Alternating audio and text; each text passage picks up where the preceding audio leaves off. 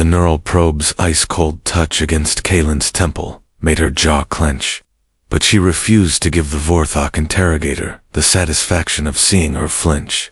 Around her, the detention bay hummed with alien technology that tasted of copper and ozone in the recycled air.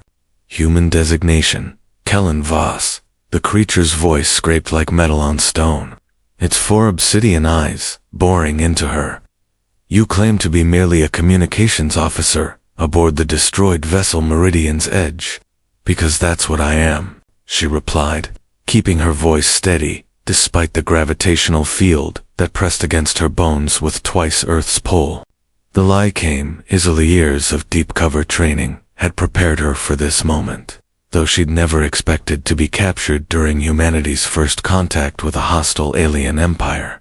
The Vorthok commander, whose name translated roughly to Fleshrender Korvik, circled her restraint chair with predatory grace.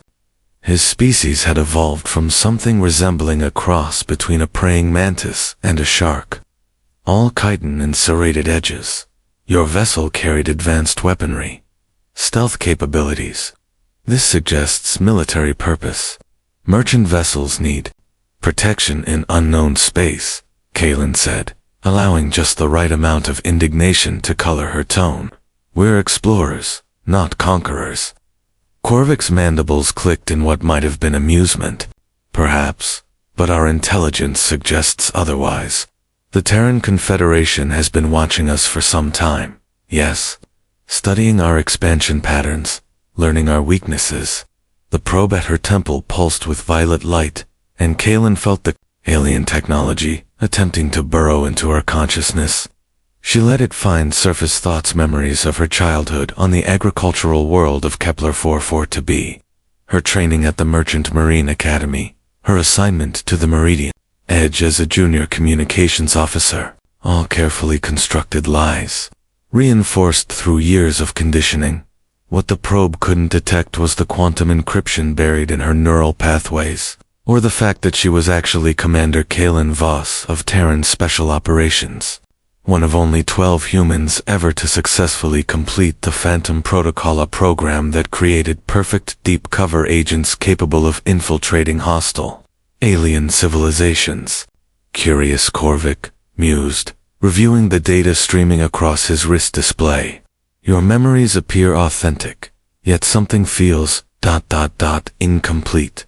Kaylin forced herself to look confused. I don't understand. What more do you want to know? The location of your homeworld, the size of your fleet, the extent of your expansion. His voice dropped to a whisper that made her skin crawl. We know humanity is more than you pretend. The question is, will you tell us willingly, or shall we extract the information from your dying mind? Before she could respond, the detention bay's blast doors hissed open. A figure strode in that made even Korvik step back, tall by standards, with ceremonial scars etched across his chitinous faceplates and armor that seemed to absorb light itself. This was clearly someone of significant rank. Fleshrender, the newcomer's voice carried absolute authority. Leave us. Korvik's protest died in his throat at a single glance from the superior officer. As the interrogator retreated, the newcomer approached Kaylin with measured steps. I am War Admiral Zephyros of the Crimson Fleet, he said, his eyes studying her with unsettling intelligence. And you, human, are far more interesting than you appear. Kaylin's heart hammered, but she kept her expression neutral. Somehow, this alien commander had seen through layers of deception that had fooled every scanning device in the Vorthok arsenal. The game was about to become infinitely more dangerous. Or Admiral Zephyros dismissed the remaining guards with a gesture that brooked no argument. As the blast doors sealed, leaving them alone, he deactivated the neural probe with casual efficiency. That device is crude, he said, his voice carrying an odd inflection that suggested he'd studied human speech patterns extensively. Effective for extracting surface thoughts from most species, but useless against someone with your particular training. Kaylin forced herself to remain still, though every instinct screamed at her to find a weapon, an exit, anything. I don't know what you're talking about. The Phantom Protocol, Zephyros said simply, and watched her pupils dilate fractionally. Oh yes, we know about your Special Operations Program. Not the details. Of course your encryption is quite impressive, but we know it exists. He moved to the chamber's viewport, gazing out at the massive Vorthok battle fleet stretching across the starfield. 17 dreadnoughts, 43 cruisers, and over 200 support vessels. The largest military force we've ever assembled for a single campaign. And all of it aimed at your tiny human confederation. Why are you telling me this? Kalen asked, genuinely puzzled. Military commanders didn't reveal fleet compositions to prisoners without reason. Zephyros turned back to her, and she was startled to see something almost like respect in his alien features. Because in 3 days, this fleet will jump to the coordinates your captured navigation computer provided. We will arrive at your primary shipyards at Titan Station, expecting to find a small defensive force. Instead, we will find waiting for us the largest military trap in galactic history. Kellen's blood turned to ice. The Titan Station coordinates were from the Meridian's edges, genuine. Navigation computer there had been no way to fake that data, but if the Vorthok knew it was a trap. You see, Commander Voss, Zephyros continued, using her real rank and name. Your people are not the only ones capable of deception. We have been aware of your surveillance for months. The capture of your vessel was orchestrated. Impossible, she breathed. But even as she said it, pieces began falling into place. The Meridian's edge had been detected too easily. Their distress beacon answered too quickly. Their capture accomplished with suspiciously little damage to the ship's computer systems. Your Admiral Corvus is quite brilliant, Zephyros said admiringly, sacrificing a single vessel to lure our entire fleet into a kill zone. It would have worked against any other commander in the Vorthok hierarchy. Unfortunately for your species, I am not any other commander. He approached her chair again, his movements precise and controlled. I have spent my entire career studying humanity. Your tactics, your psychology, your remarkable capacity for both creation and destruction. You fascinate me in ways I struggle to explain to my own kind. So you're going to destroy us, Kalen said flatly. Destroy you? Zephyros's mandibles spread in what might have been a smile. My dear Commander, I intend to do something far more ambitious. I intend to claim humanity as my own. The words sent a chill through her that had nothing to do with the ship's environmental systems. What does that mean? It means that in 72 hours, your Admiral Corvus will watch his carefully planned ambush fail catastrophically. Your fleet will be scattered, your shipyards burning, and your government will have no choice but to negotiate. And when they do, they will find that I have only one demand. He leaned closer, his voice dropping to an intimate whisper that somehow felt more threatening than any shout. You. Kalen stared at him in disbelief. Me. You're going to conquer humanity for a single prisoner? Not a prisoner, Zephyros corrected. A partner. You see, Commander, I believe humanity's greatest strength lies not in your weapons or your tactics, but in your ability to adapt, to see patterns others miss, to turn disadvantage into victory through sheer audacity. He straightened, clasping his hands behind his back. I am offering you a choice. Help me understand your species completely. Serve as my advisor in the coming integration, and I will ensure humanity's survival within the greater Vorthok Empire. Refuse, and I will order the systematic extermination of every human world we can find. You're insane, Kalen said, but her mind was already racing. If this alien commander truly planned to turn the trap at Titan Station into a massacre, she had to warn them. But how? Perhaps, Zephyros agreed. But I am also victorious. Consider my offer carefully, Commander. Your species' fate now rests entirely in your hands. As he moved toward the exit, Kalen called out, Why me? Why not capture a diplomat or a politician? He paused at the threshold, turning back with that unsettling smile. Because you, Kalen Voss, are the only human who has ever impressed me. And I always claim what impresses me. The blast doors sealed, leaving her alone with the terrible weight of an impossible choice. The quantum communicator hidden in Kellen's molar felt like a burning ember as she activated it with a specific tongue placement, but she forced herself to wait. The Vorthok would be monitoring for any unusual energy signatures, and she had only one chance to get a message through to Admiral Corvus. 3 hours had passed since her conversation with Sephiroth, and she'd used every moment to analyze the situation. The War Admiral's confidence suggested he had intelligence sources within the human fleet, or at minimum, detailed knowledge of their tactical doctrine. Either way, the trap at Titan Station was compromised. The communicator's bioneural interface sparked to life, connecting her directly to the encrypted command channel. Admiral Corvus's voice crackled through the quantum static, tight with barely controlled tension. Phantom 7, report status. Compromised, sir. Full exposure. The target knows about Titan Station. She kept her voice to a whisper, knowing that even the most advanced sensors couldn't detect the quantum transmission's unique frequency signature. A pause that felt like eternity confirmed intelligence on fleet composition. 17 dreadnoughts, 43 cruisers, 200 support vessels. But sir, that's not the real problem.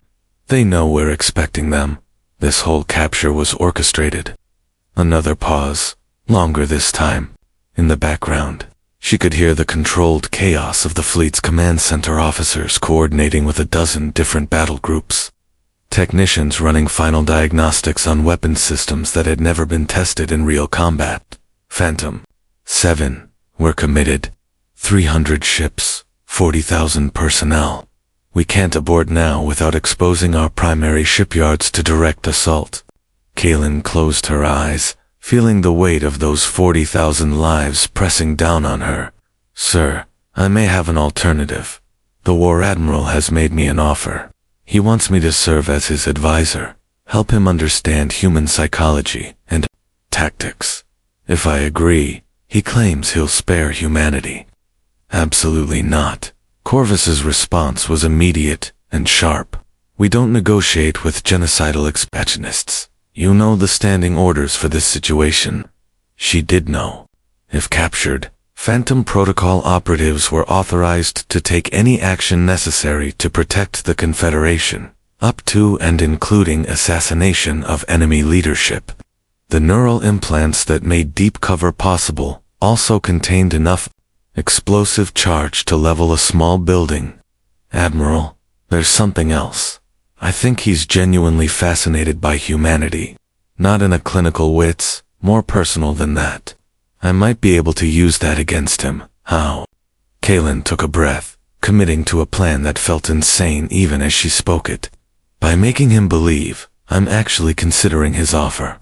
Get close enough to gather intelligence on their command structure, their weaknesses. If I can identify their primary weakness, we might be able to turn this disaster into something resembling victory. That's a hell of a risk, Commander. If you're wrong about his motivations, you'll be giving him exactly what he wants, a human advisor, to help him conquer the rest of our species. If I'm right, we might be able to end this war before it really begins. The Vorthok Empire controls 17 systems, sir. This isn't just about Titan Station anymore. It's about whether humanity survives as a free species. The channel crackled with static as quantum interference from the Vorthok ship's engines disrupted the signal. When Corvus's voice returned, it carried the weight of command decisions that would echo through history. Phantom 7, you are authorized to proceed with deep infiltration protocol, but understand if you're wrong. If this gambit fails, you'll be responsible for the deaths of everyone at Titan Station, and potentially the enslavement of our entire species. Understood, sir. I'll maintain contact when possible, but assume communications will be sporadic. Commander, Corvus's voice softened slightly. For what it's worth, I think you're the right person for this. If anyone can pull off this kind of operation, it's you. But remember, you're not just representing yourself anymore. You're representing the best of what humanity can be. The transmission cut out as footsteps approached her cell. Kaylin quickly deactivated the communicator, feeling the bioneural interface go dormant just as the blast doors hissed open. Zephyros entered, alone, his armor gleaming under the harsh overhead lights. I trust you've had time to consider my proposal. Kaylin met his gaze steadily, knowing that everything depended on her next words. I want to know more about what you're offering. What would my role actually be? His mandibles spread in that unsettling smile. Curiosity. One of humanity's most endearing traits. He gestured for her to stand, and she felt the restraint field deactivate. Come, let me show you what I have in mind. As she followed him from the cell, Kaylin felt the terrible weight of her decision settling around her shoulders. She was about to become either humanity's salvation or its greatest traitor. The difference might come down to nothing more than her ability to convince a genocidal alien commander that she was exactly the kind of human worth keeping alive. The Vorthok Command Center was a study in controlled chaos, with dozens of officers moving between holographic displays that showed fleet positions, tactical analyses, and what appeared to be detailed psychological profiles of human military leaders. Kaylin tried to absorb as much information as possible, while maintaining an expression of casual interest. Impressive, isn't it? Zephyros said, noting her attention to the displays.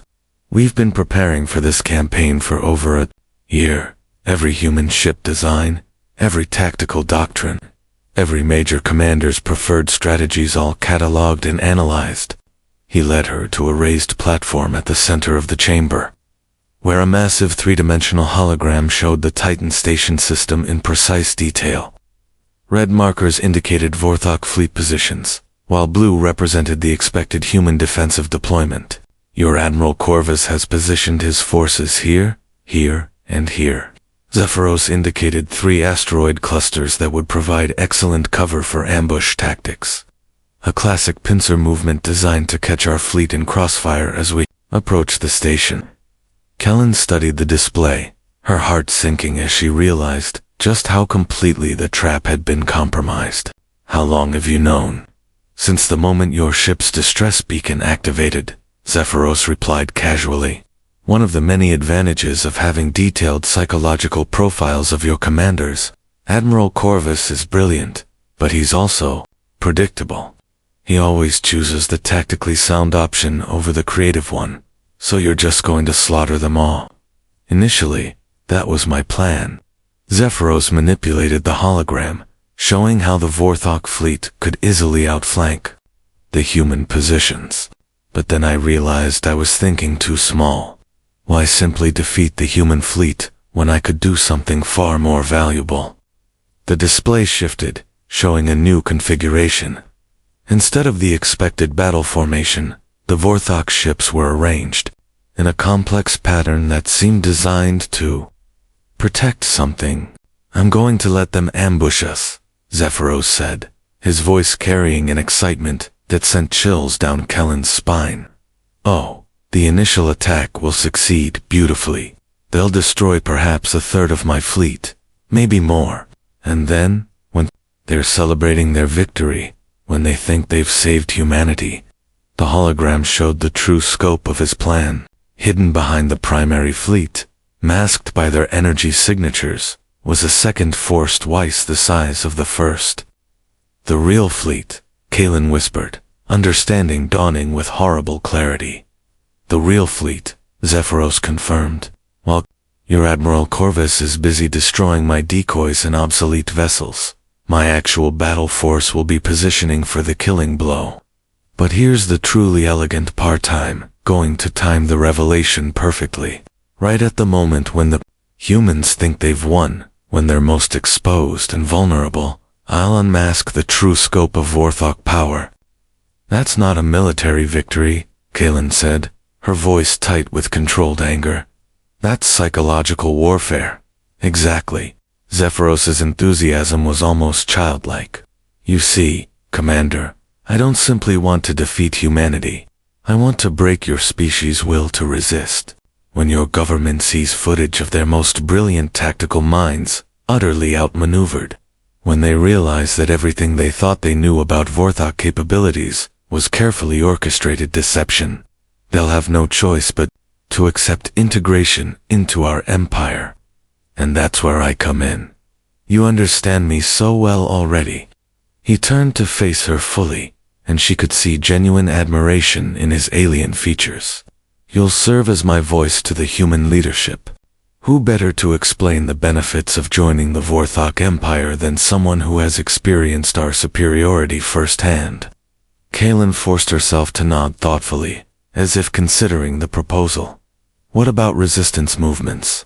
Even if the government capitulates, there will be humans who refuse to accept alien rule.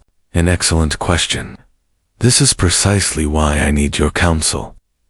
Zephyros activated a new display showing human colonial worlds. How would you recommend we handle such resistance? The question was a test, and they both knew it. Her answer would determine whether he truly believed she was considering his offer, or whether he suspected her of deeper deception. Selective enforcement, she said after a moment. Identify the leaders and make examples of them, but offer amnesty to followers who surrender. Humans respond better to the possibility of redemption than to threats of total annihilation. Fascinating. And how would you identify these leaders? Social network analysis. Humans are naturally hierarchical, but our leadership structures are often informal. Find the people others look to for guidance, and you control the population. Zephyros's mandibles clicked in what she was beginning to recognize as his equivalent of a smile. Excellent. You see why I need your perspective? Most of my officers would simply recommend mass executions and terror campaigns. That would be counterproductive, Kaelin agreed, hating every word, but knowing she had to maintain the facade. Humans become more dangerous when they have nothing left to lose. Indeed, you truly are as exceptional as I believed.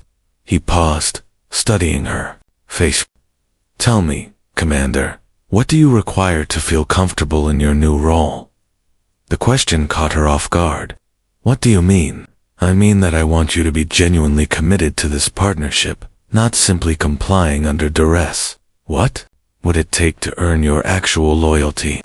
It was a dangerous question, and Kaelin realized she was walking a tightrope between maintaining her cover and revealing too much about her true intentions. I'd need to see that you're serious about protecting human lives. That this isn't just a slower form of genocide. A reasonable concern. Very well, I'll make you a demonstration of good faith. He gestured to one of his subordinates. Commander Nexus, delay the fleet's departure by 12 hours. Sir, you heard me. I want the humans to have additional time to prepare their ambush. Let them believe they're gaining an advantage. As the officer moved to relay the orders, Zephyros turned back to Kaelin. There, a gift to show my sincerity. Your people will have extra time to coordinate their attack. Kaelin felt a chill of realization. The 12-hour delay wouldn't help. The human fleet would only give Zephyros more time to position his hidden forces. But she had to play along. Thank you, she said, hoping her voice conveyed gratitude rather than growing horror. Think nothing of it. After all, we're partners. Now. Kaelin had been aboard the Vorthok flagship for 36 hours. When she finally understood the true scope of Zephyros's plan, it wasn't just about conquering humanity. It was about proving his own supremacy within the Vorthok hierarchy. The realization came during what he called a strategy session, but which felt more like a tutorial designed to showcase his tactical brilliance. They stood before a massive holographic display showing not just the Titan station system, but a dozen other human colonies scattered across nearby sectors. You see, Commander, Zephyros explained, manipulating the display to show force deployments she hadn't known existed. This campaign serves multiple purposes. Yes, we will break human resistance and integrate your species into the Empire. But more importantly, we will demonstrate to the High Council that my methods produce superior results. The High Council, our governing body, 300 of the most powerful war admirals in Vorthok space, and most of them consider my fascination with human psychology to be a weakness. His voice carried bitter amusement. They believe in simple, direct conquest. Overwhelming force applied brutally and without subtlety. Kalen began to see the larger picture. But you want to prove that understanding your enemy produces better results than just crushing them. Precisely. When I return to Vorthok Prime with a fully integrated human population, productive and cooperative, rather than rebellious and costly to maintain, they'll have no choice but to acknowledge my superiority. He zoomed in on the Titan station display, showing the human fleet positions in real time, thanks to surveillance drones that had been deployed days earlier. Admiral Corvus has done exactly what I predicted. 300 ships positioned for maximum tactical advantage, ready to spring their trap. What he doesn't know is that I've been feeding him intelligence for weeks. What kind of intelligence? Deliberately inaccurate fleet compositions, false technical specifications for our weapon systems, fabricated communication protocols. Mandibles spread in his predatory smile. Your admiral believes he's facing a force armed with plasma weapons that have a maximum effective range of 50,000 kilometers. In reality, our primary batteries can accurately target vessels at 3 times that distance. The implications hit Kalen like a physical blow. The human fleet would position themselves at what they thought was a safe distance, only to discover they were already within the enemy's kill zone. That's not warfare, she said quietly. That's butchery. No, Commander. That's evolution. The strong consume the weak, and the intelligent consume the strong. He turned to face her, his 4 eyes gleaming with fanatical intensity. This is why I need you, to help me understand how to consume intelligence itself. I don't understand. Humans possess something unique among the species we've encountered. You adapt. You learn. You take concepts from your enemies and make them your own, often improving them in the process. He gestured toward the tactical display. I've studied 17 different alien civilizations that the Vorthok have conquered. None of them ever posed a genuine threat to our expansion. But humanity, ... Humanity is different. Different? How? You're the first species that's actually managed to steal our technology and reverse engineer it successfully. The stealth systems on your scouts, the gravitational manipulation drives on your larger vessels, all based on Vorthok designs captured during border skirmishes. Kalen tried to keep her expression neutral, but she was genuinely surprised. She'd known about the technology transfers, but not their extent or origin. More than that, Zephyros continued, you've made improvements. Your stealth systems are actually superior to our original designs. Smaller, more efficient, harder to detect. That's unprecedented. So you want to study us. I want to preserve you. But more than that, I want to understand how human creativity works. How you take existing concepts and transform them into something new. He paused, studying her face. That's why this partnership is so important. You're not just going to help me conquer humanity. You're going to help me evolve the Vorthok Empire itself. The scope of his ambition was staggering. He wasn't just planning to integrate humanity into the Vorthok Empire. He was planning to use human ingenuity to transform the Empire into something unprecedented in galactic history. What happens to my people in this grand design? Kalen asked. They become the most valued citizens in the Empire. Protected, nurtured, encouraged to continue their creative work under Vorthok guidance. His voice carried genuine conviction. I'm not offering slavery, Commander. I'm offering partnership on a civilizational level. And if humanity refuses, then humanity ceases to exist, and I'll be forced to find another species with similar creative potential. There are several candidates, though none quite as promising as yours. The casual way he discussed genocide sent ice through Kaylin's veins, but she forced herself to nod thoughtfully. I see. And my role would be to help facilitate this, transition. Exactly. You understand both perspectives, human and void. You can help me identify which human individuals are most valuable, which institutions should be preserved, which cultural elements should be maintained. A comprehensive integration rather than simple conquest. Now you're beginning to understand the true scope of what I'm offering. Zephyros moved closer, his voice dropping to an intimate whisper. Together, we could create something unprecedented. A hybrid civilization that combines Vorthok's strength with human creativity. An empire that doesn't just conquer worlds, but transforms them. Kaylin felt the weight of impossible choices pressing down on her. Every word out of her mouth was being analyzed, every expression studied for signs of deception. But she was beginning to see something that might be exploitable. Zephyros's fundamental misunderstanding of human nature. He saw humanity's adaptability as something that could be harnessed and controlled. What he didn't understand was that adaptability itself was a form of resistance. Humans didn't just learn from their enemies, they learned how to defeat them. The battle at Titan Station, she said carefully. When does it begin? In 18 hours. And Commander? He smiled that predatory smile again.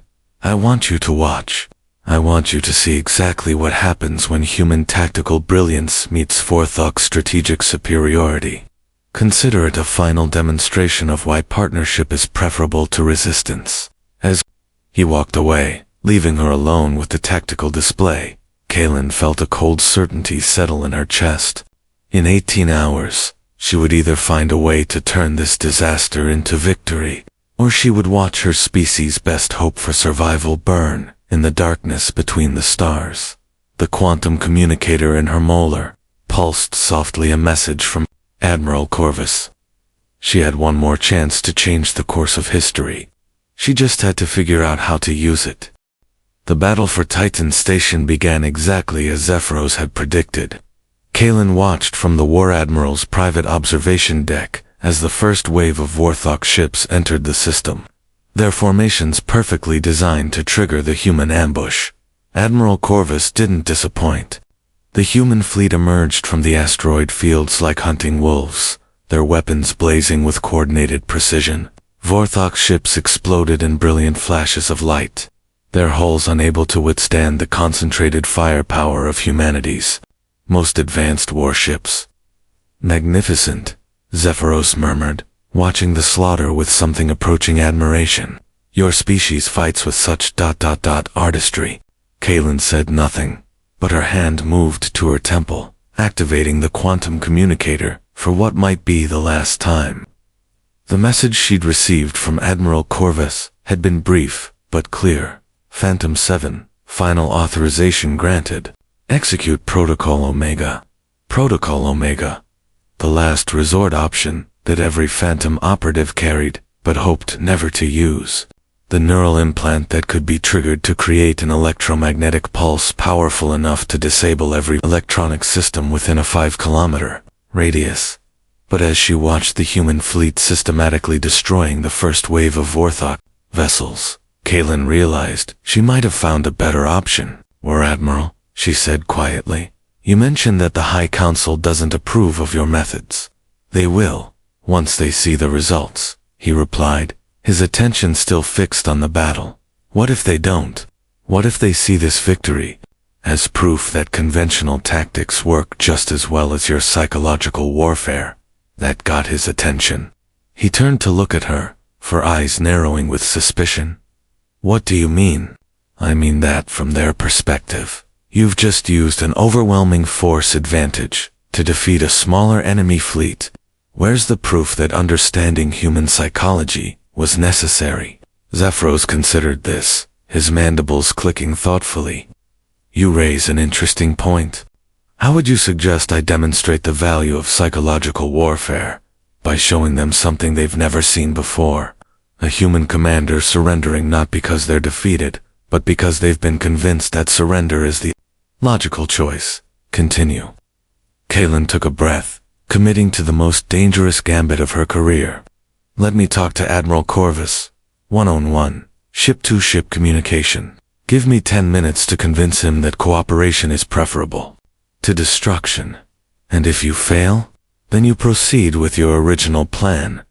But if I succeed, she let the implication hang in the air. Zephyros studied her for a long moment. You're proposing to betray your own species in front of their military commander. I'm proposing to save them from extinction. She met his gaze steadily. Isn't that what you want? A willing partner rather than a broken slave. The War Admiral's smile was sharp enough to cut steel. Very well. But understand, Commander, if this is some form of deception, if you're planning to warn them about the Second Fleet, you'll have signed the death warrant for every human in this system. I understand. Moments later, Admiral Corvus's weathered face appeared on the communication screen. Behind him, Kaelin could see the controlled chaos of a warship's bridge during combat operations. Commander Voss, Corvus said, his voice tight with suppressed emotion. I'm glad to see you're alive, Admiral. I need you to listen very carefully to what I'm about to tell you. I'm listening. Kaelin was acutely aware of Zephyros standing just outside the camera's range, analyzing every word and gesture. Sir, the Vorthok have a second fleet, hidden behind the first, twice as large. What you're fighting now is a deliberate sacrifice designed to lure you into a trap. Corvus's expression didn't change, but she saw his pupils dilate slightly, a sign that he understood the implications. How long do we have? He asked quietly. Minutes, maybe less. But Admiral, there's something else. Something that might give us an advantage. She paused, knowing that her next words would either save humanity or damn it. The War Admiral commanding this fleet, he's not just another Vorthok commander. He's conducting this entire campaign as a political demonstration for their High Council. What kind of demonstration? He believes that psychological warfare is superior to brute force, that understanding your enemy is more valuable than simply overwhelming them. She leaned closer to the screen. Admiral, what if we gave him exactly what he wants? What if we made him believe that his psychological warfare had actually worked? Understanding dawned in Corvus's eyes. You're suggesting we surrender? I'm suggesting we make him think we're surrendering. Make him so confident in his victory that he drops his guard completely. Behind her, she could hear Zephyros moving closer, his attention focused entirely on the conversation. Commander Corvus said carefully, Are you certain about this course of action? Yes, sir, but I need you to trust me completely. When I give the signal, I need every ship in the fleet to power down their weapons simultaneously. Make it look like a mass surrender.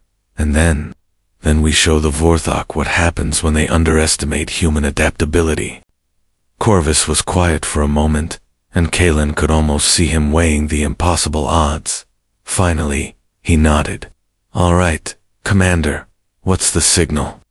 When I say the words Protocol Omega, that's your cue. Understood, Commander. Good luck. The transmission ended, and Zephyros stepped back into view, his expression unreadable. Interesting. And what exactly did you just accomplish? I gave Admiral Corvus a choice, Kaelin said. Cooperate with you, or watch his fleet be destroyed by forces he can't defeat. And you believe he'll choose cooperation?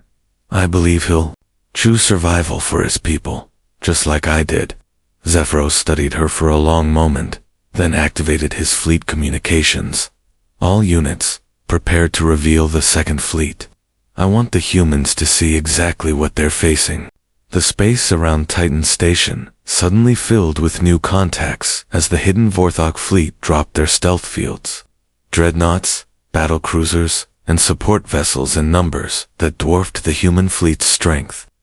On the tactical display, the blue markers representing human ships were suddenly surrounded by a sea of red. Now, Zephyros said softly, let's see if your admiral is as reasonable as you believe. Kalen activated the communication channel one more time. Admiral Corvus, you can see the situation. 200 additional Vorthok ships, all with weapons targeted on your fleet. I'm transmitting the terms for surrender. She looked directly into the camera, knowing that everything depended on her next words.